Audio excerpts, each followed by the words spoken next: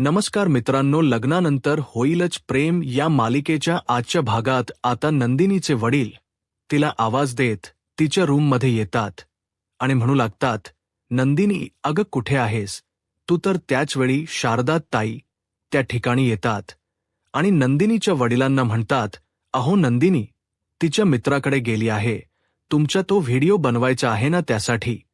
तर आता नंदिनीचे वडील शारद ताईंना म्हणतात, तुझा तो नालायक जावई व्हिडिओ बनवायचा मी नाही, तुला पीपीटी म्हणायचं आहे का? तर शारदाताई म्हणतात, हो हो तेच काहीतरी, मला नाव येत नव्हतं, मी विसरून गेले.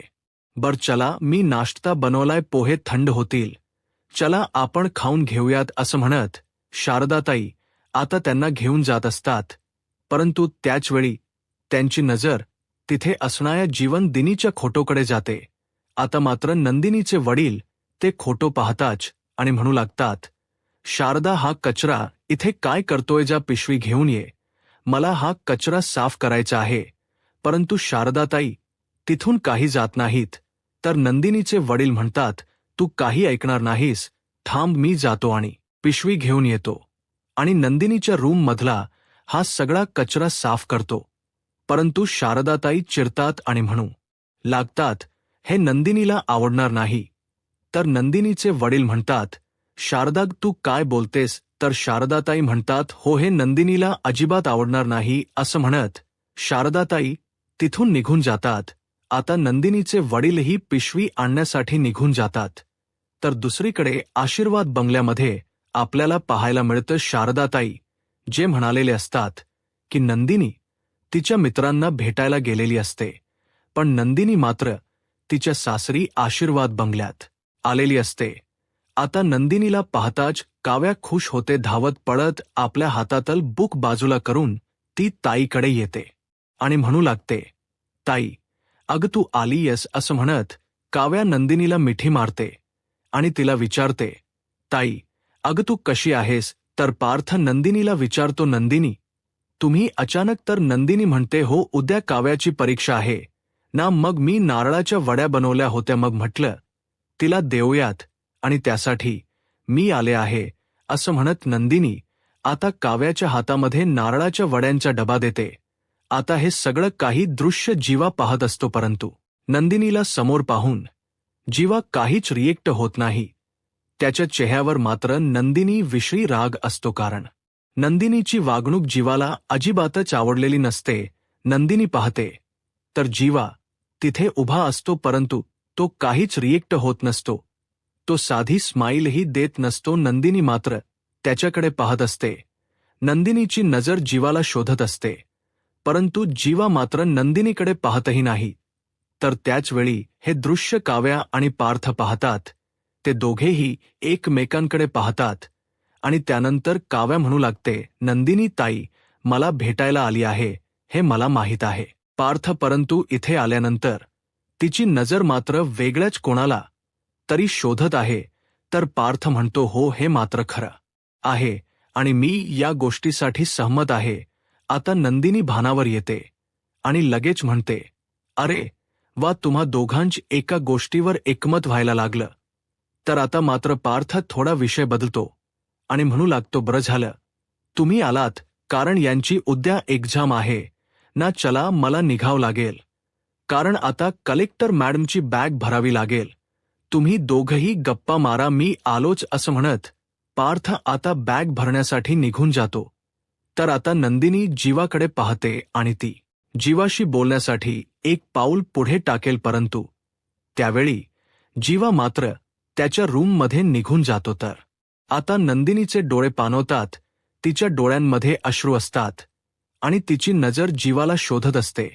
तर त्याचवेळी काव्य म्हणू लागते, ताई काळजी करू नकोस, सगळं काही ठीक होईल, आणि तू पण काय बाबांच्या बोलण्यावर विश्वास ठेवलास आणि तुमचं नातं एवढं कमकुवत केलेस, तू जीवाला दुखावलंस का ताई? तू असं का वागलीस? आता नंदिनी त्या गोष्टीचा विचार करू लागते. काव्या म्हणते, चल विचार करू नकोस, आणि हो आता कोणत्याच गोष्टीचा विचार करायचा नाही, जे झालं ते झालं, पण आता आपण यासाठी प्रयत्न करायचे, आणि तसंही आपण देशमुखांच्या सून आहोत, मग देशमुखांच्या मुलांना कसं नवायचं हे आपल्यापेक्षा जास्त कोणाला ठाऊक असणार जा. तुला बोलायच्या ना जीवासोबत, बोल, अजिबात घाबरू नकोस असं म्हणत काव्या नंदिनीला धीर देते आणि म्हणू लागते आलेच मी असं म्हणत काव्या तिथून निघून जाते. नंदिनी जीवाचा विचार करू लागते. जीवा त्याच्या रूममध्ये निघून गेलेला असतो, परंतु नंदिनीची नजर मात्र देशमुखांच्या घरात जीवाला शोधत असते. आता नंदिनी आपलं घर डोळे भरून पाहत असते, तर दुसरीकडे आपल्याला पाहायला मिळतं नंदिनीचे वडील पिशवी घेऊन येतात. तर शारदा ताई त्यांच्या मागून येत म्हणतात, अहो तुम्ही हे काय करताय? परंतु नंदिनीचे वडील काही ऐकून न घेता ते सगळे खोटो पिशवीत भरत असतात. शारदाताई म्हणतात, खबरदार, एका खोटोला जरी हात लावला तरी. तर आता नंदिनीचे वडील म्हणतात, पण हा कचरा इथे काय करतोय, कोणी आणून ठेवला इथे? तर शारदाताई म्हणतात, हे सगळं काही जीवाने गुड्डूकडे दिलं होतं आणि गुड्डू इथून जाताना त्याने नंदिनीकडे दिलं. तर नंदिनीचे वडील म्हणतात, मग हा कचरा नंदिनीने तिच्या रूममध्ये का ठेवला आहे? तिने फेकून का दिला नाही? शारदाताई म्हणतात, तेच मी तुम्हाला सांगण्याचा प्रयत्न करत आहे. नंदिनीने फेकून दिला नाही, कारण नंदिनीला तुम्ही कितीही अडवण्याचा प्रयत्न केला आणि कितीही तुम्ही लाख प्रयत्न केलेत तरी सुद्धा नंदिनी आता मनाने मोहिते राहिलेली नाही, तर ती देशमुख झाली आहे. नंदिनी जीवा देशमुख. आता मात्र शारदा ताईंच्या या बोलण्याचा नंदिनीचे वडीलही विचार करू लागतात. तर दुसरीकडे घरात पाऊल टाकता क्षणी आता नंदिनी अगोदर देवघरासमोर येते. देवघरात गणपती बाप्पासमोर हात जोडते आणि म्हणू लागते, मनाने जरी मी या घराशी जोडली गेली असली तरी सुद्धा आता नंदिनी देवासमोर प्रार्थना करत असते. आणि त्याचवेळी मानिनी ताई देवपूजेसाठी खाली येत असतात.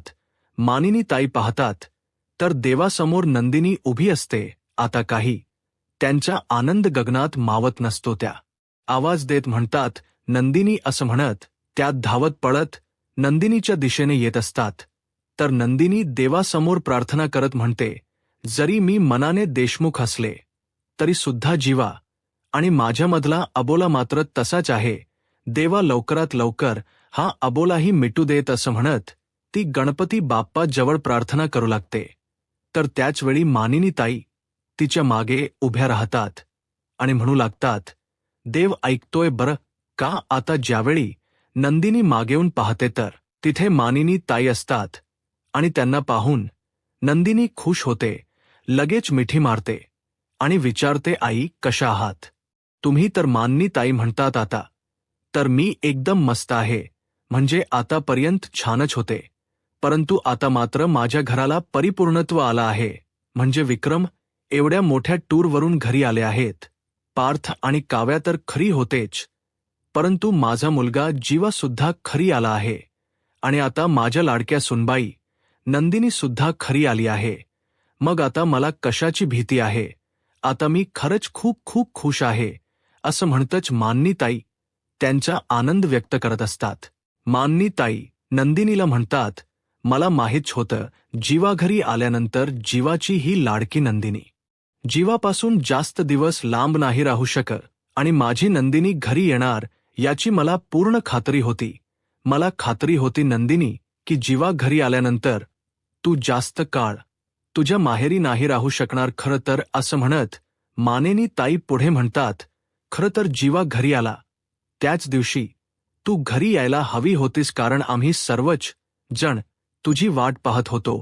जीवा एकटाच घरी आला त्यावेळी आम्हा सगळ्यांनाच खूप वाईट वाटलं. नंदिनी, अगं जीवाचं काय चुकलं? 21 दिवस त्याने तुझ्यासाठी प्रत्येक गोष्ट केली. 21 दिवस त्याने तुझ्यासाठी काय केलं हे आम्ही अनुभवलं आहे. आणि तरी सुद्धा जीवा घरी येत असताना तुझी मात्र पावलं का अडकळलीत? नंदिनी आता मात्र नंदिनीचे डोळे पाणवतात. तर मानिनी ताई नंदिनीला म्हणतात, सॉरी, तू आल्या आल्या मी प्रश्नांची खलबत्ती सुरू केली. सॉरी नंदिनी असं म्हणत ते नंदिनीची माफी मागू लागतात आणि नंदिनीला म्हणतात, बरं आपण हे सगळं काही नंतर बोलू, पण मला सांग तू अशी उभी काय आहेस? चल आपण बसूयात, नाश्ता करूयात, चहा पिऊयात आणि मग तुझा सामानही ठेवूयात. सामान कुठे आहे असं म्हणत माने ताई नंदिनीची बॅग शोधत असतात, परंतु बॅग मात्र कुठेच दिसत नसते. आता नंदिनी मानेन ताईंकडे पाहते, तर आतापर्यंत खुश असणाऱ्या मानेनी ताई लगेच त्यांना खूप वाईट वाटतं आणि ते पाहून नंदिनीलाही खूप वाईट वाटतं. माने ताई म्हणू लागतात, हे काय तू बॅग घेऊन आली नाहीयेस म्हणजे तू कायमची राहायला आली नाहीयेस, तू भेटायला आलीयस, तू कोणाला भेटायला आलीयस, मला काव्याला की अजून कोणाला? नंदिनी तू परत आलीस नाहीयेस ना कायमची? नंदिनी तू वाईट वाटून घेऊ नकोस, परंतु मी किंवा विक्रम आम्ही दोघांनीही आमच्या मुलांना नात्याबद्दल कधी फोर्स केला नाही आणि तुला हवा तेवढा वेळ घे, काहीच हरकत नाही, कारण आम्ही तसे आई वडीलही नाही आहोत आणि सासू सासरेही नाही आहोत, नाही का? मला खात्री आहे नंदिनी, आता जरी तू काही बोलत नसलीस तरी जेव्हा वाटेल, जेव्हा कळेल त्यावेळी तू पुन्हा एकदा या घरी परतून येशील हो ना? तर नंदिनी हस्तच होकार देते. शारदाताई म्हणतात, अगं पण तू उभी कास? चल ना, ये खरी, फ्रेश हो, आपण दोघांनी चहा पिऊयात. चल, मी तुझ्यासाठी आणि माझ्यासाठी चहा बनवते, असं म्हणत आता माननी ताई किचनच्या दिशेने जात असतात, परंतु त्याचवेळी त्या मोठ्यानेच म्हणतात, अरे देवा. तर नंदिनी विचारते, आई काय झालंय? तर मानेनी ताई नंदिनीला म्हणतात, नंदिनी अग बघ ना हा जीवा, त्याने बॅग कुठे ठेवली आहे बघ. मग आता मला सांग, या जीवाचा पसारा मी आवरायचा की मग मी चहा ठेवायची? या पसायवाल्याचा हातातील बॅग खाली ठेवते आणि दरवाजा ठोठावत जीवाला आवाज देत म्हणते, पसारेवाला दरवाजा उघडताय का? अहो बघा तरी कोण आलंय तुमच्या पसारा आवरण्यासाठी. तुमची ही चकाचक बाई आली आहे. पसारेवाला अहो दरवाजा तरी उघडा.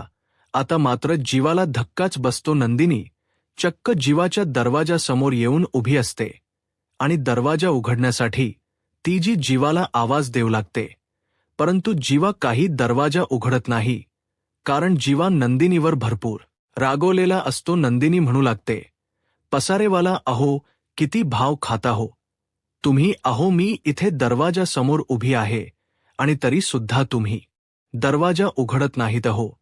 तुमची चकाचक बाई परत आली आहे, परंतु जीवा काही दरवाजा उघडत नाही.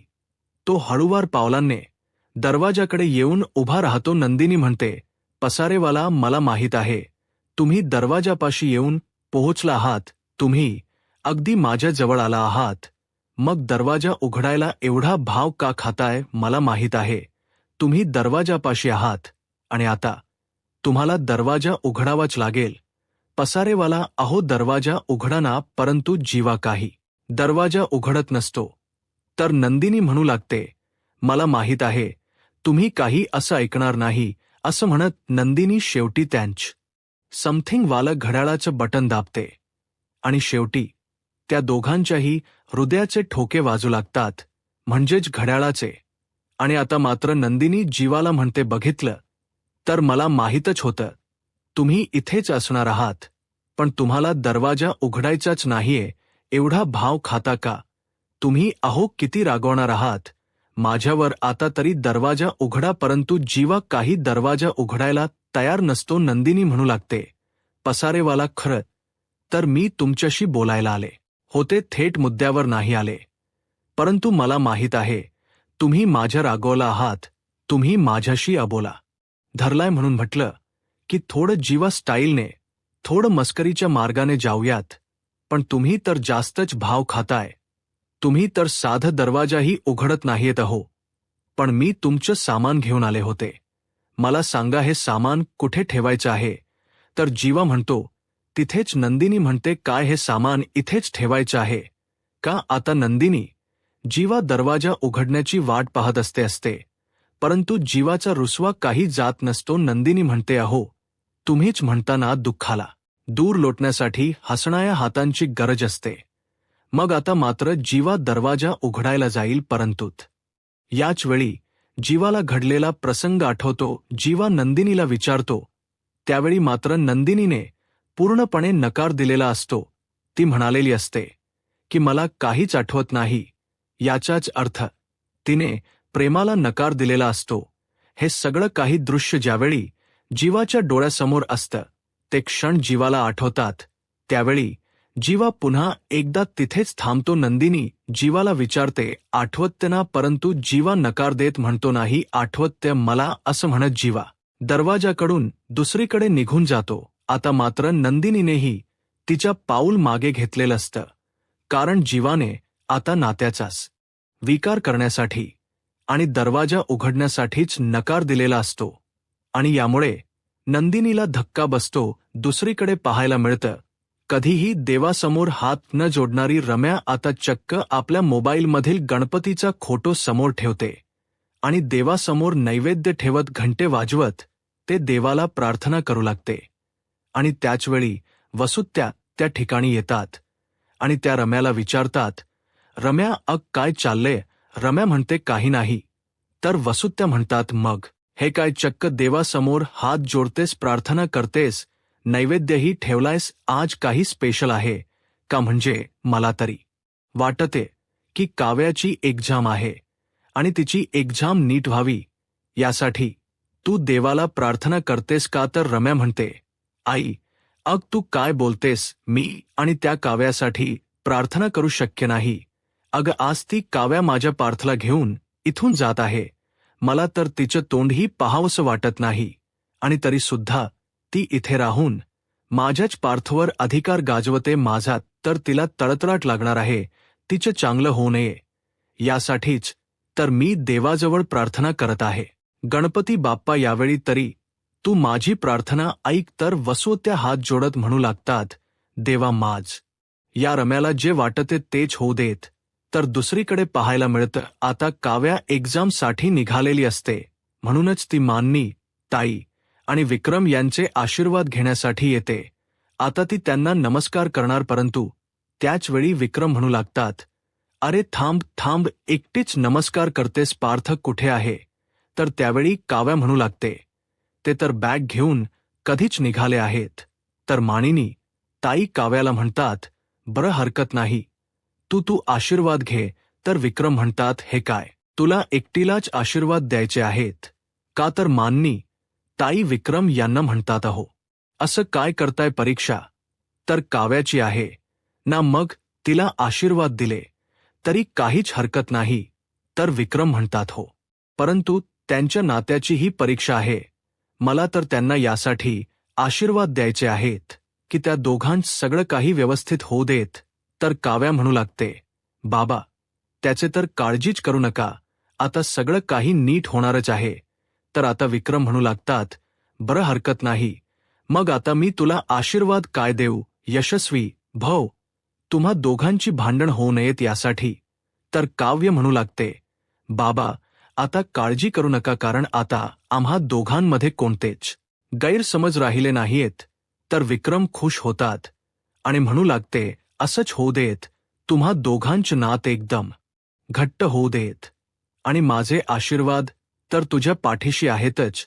तर मान्नी ताई म्हणतात, काव्या अगं आम्हा दोघांचेही आशीर्वाद तुझ्या पाठीशी आहेतच आणि मला खात्री आहे की तू या परीक्षेत उत्तीर्ण होशील, कारण आमची काव्या हुशार आरच आहे. तर विक्रम म्हणू लागतात, तसही आशीर्वादांची गरज कोणाला असते?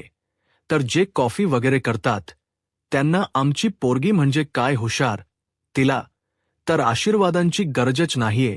त्यामुळे आमची खात्री आहे की तू चांगलं यश मिळवशीलच. तर मान्नी ताई म्हणतात, हो एक्झामसाठी वेळेत पोहोचा, परंतु येताना हळूवारपणे सावकाश आला तरी चालेल. पुणे लोणावळा सगळं फिरून या आणि हो येताना आमच्यासाठी लोणावळ्याची चिक्की वगैरे घेऊन या. तर विक्रम म्हणू लागतात, हो पण त्या दोघांच नात जरा चिक्कीसारखं तर होऊ देत, असं म्हणत सर्वजण हसू लागतात. तर त्यानंतर आता काव्या नंदिनीला नमस्कार करते. तर नंदिनी म्हणू लागते, तू माझे कुठे आशीर्वाद घेतेस? माझे या लाडूबाईच्या पाठीशी माझे आशीर्वाद सदैव असतील. आणि हो लाडूबाई, आज तुझी परीक्षा आहे, त्यामुळे शांत डोक्याने पेपर लिहायचा आहे, कुठलाच विचार करायचा नाही. आणि हो देवाला नमस्कार केलायस ना? तर काव्य म्हणते, हो बाप पाला नमस्कार केला आहे आणि म्हणाले आहे, आतापर्यंत जशी साथ दिली आहेस तशीच साथ कायम असू देत, पण आजचा पेपर तर मलाच लिहावा लागणार ना, कारण तिथे हात धरून पेपर लिहायला बापा तर येणार नाहीये, असं म्हणत काव्या थोडी मस्करी करू लागते. तर नंदिनीचं लक्ष मात्र जीवाच्या रूमकडे असतो. जीवाने अजूनपर्यंत दरवाजा उघडलेला नसतो आणि म्हणूनच नंदिनीचा जीव अगदी जीवासाठी कासावीस होत असतो. काव्य म्हणू लागते, ताई मी सुद्धा गेले होते, परंतु जीवाने दरवाजा नाही उघडलं. मी त्याला बाय म्हणाले, तर आतूनच त्याने मला परीक्षेसाठी शुभेच्छा दिलेत. काळजी करू नकोस, सगळं काही ठीक होईल. ताई मला माहीत आहे, मी एक्झामसाठी जात असले तरी सुद्धा तुझी सुद्धा इथे परीक्षा आहे याची मला जाणीव आहे. आणि ताई, मला खात्री आहे ही परीक्षा तू नक्कीच उत्तीर्ण होशील. तर माननी ताई म्हणतात, हो हो, एवढं मात्र खरं आहे, कारण आमची नंदिनी सुद्धा कोणाची कॉफी वगैरे करत नाही. तर विक्रम काव्याला म्हणतात, तू अजिबातच काळजी करू नकोस. तू तिकडे परीक्षा देऊन येईपर्यंत इकडच्या एक्झामचा निकालही लागलेला असेल, असं म्हणत आता सर्वच जण हसू लागतात. तर येणाऱ्या पुढील भागामध्ये आपल्याला पाहायला मिळतं. काव्या नंदिनीला म्हणते, ताई, तू इथे आल्यापासून जीवा आणि मला एकत्र पाहिल्यानंतर तुला 16 डिसेंबर ही तारीख आठवली तरी काव आता मात्र नंदिनी विचार करू लागते. तर ज्यावेळी काव्या घराबाहेर पडते त्यावेळी पार्थ तिच्यासाठी एक स्पेशल गाडी घेऊन आलेला असतो. ते दृश्य पाहून काव्या म्हणू लागते, देशमुख, तुम्ही मला एक्झाम सेंटरला सोडायला यावं एवढी तर माझी माखक इच्छा होती, अपेक्षा होती. तुम्ही तर जास्तच मनावर घेतले. तर दुसरीकडे इथे रम्याची खूप चिडचिड होऊ लागते. तर आता जीवा म्हणू लागतो, पार्थ दादा काव्याला घेऊन गेला आहे, तू पुण्याला काव्याच्या एक्झामसाठी गेलाय आणि तुझी इथे चिडचिड होते, आम्हाला कळतंय. तर आता रम्या म्हणू लागते, मी तुला मध्ये बोलायला सांगितलं नाहीये जीवा. तर जीवा म्हणतो, हो पण तू नंदिनीला बोललीस हो ना. आता मात्र नंदिनीला बोललेलं जीवाला अजिबातच सहन होत नाही. जीवा रम्यावर चिडलेला असतो. आता हळूवारपणे या नात्यांची असणारी गैरसमजाची दोरी सुटेल का आणि पुन्हा एकदा नात्यांची विणघट्ट होईल का, प्रेमाची विणघट्ट होईल का, हे आपल्याला लवकरच पाहायला मिळणार आहे. मित्रांनो, आता नंदिनी आणि जीवाच्या परीक्षेचा निकाल काय लागतो हे आता पुढे काय होईल हे पाहायला आत्ताच माझा महाराष्ट्र या यूट्यूब चॅनलला सबस्क्राईब करा. धन्यवाद.